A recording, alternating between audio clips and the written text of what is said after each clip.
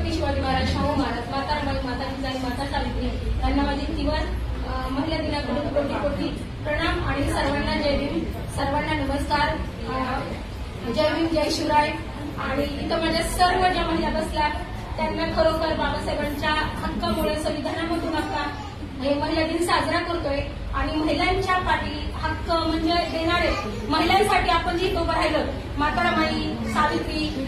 जिजाई यांची सगळ्याच महिला अशा आहेत की हे